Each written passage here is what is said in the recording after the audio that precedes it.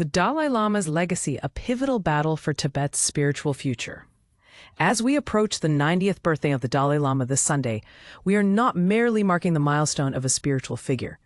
We're looking at a critical crossroads in Tibet's struggle for autonomy under Chinese governance, a confrontation that could reshape the spiritual and political landscape of the region. The Dalai Lama, a beacon of hope who's represented the aspirations of Tibetans worldwide, has recently declared that he will ensure the continuation of his lineage by designating his successor himself. But here's where it gets controversial. The Chinese Communist Party has long contended that it alone should have the authority to recognize the next Dalai Lama along with other important Tibetan spiritual figures.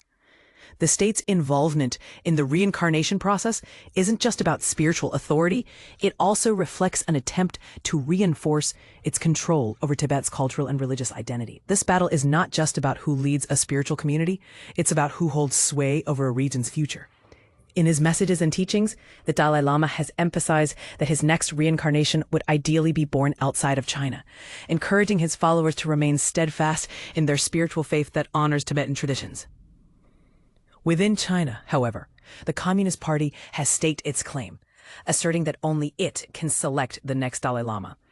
This dynamic is part of a broader strategy to solidify its influence over Tibetan identity and spirituality, something some critics argue undermines the very essence of Tibetan Buddhism. And this is the part most people miss. Tibetan Buddhism deeply values the Dalai Lama's role as a compassionate guide who chooses to be reborn to aid humanity. It's not just about transitioning from one life to another.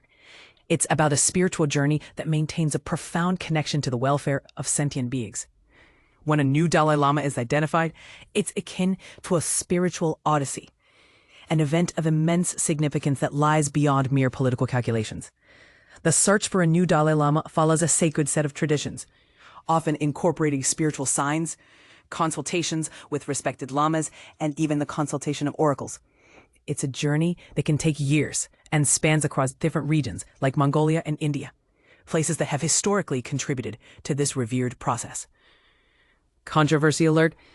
Imagine the international challenges if two rival Dalai Lamas were to emerge, one endorsed by the Chinese authorities and the other by the traditional Tibetan spiritual methods. This outcome could place countries with rich Buddhist traditions in a tough spot, between recognizing a spiritual leader faithful to Tibetan traditions or one aligned with China's political stance.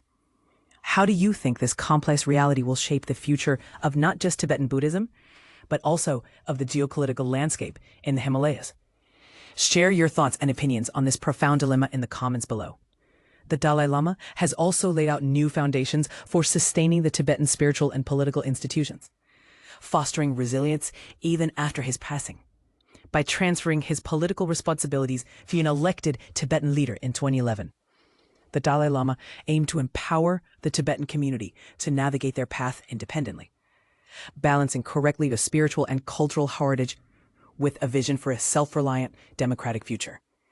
As China continues its assertive policies in Tibet, the principles of democracy and cultural self-determination have the greater impact on the cores of Tibet. How do you see these developments influencing the broader scope of international human and cultural rights? Let's continue the conversation.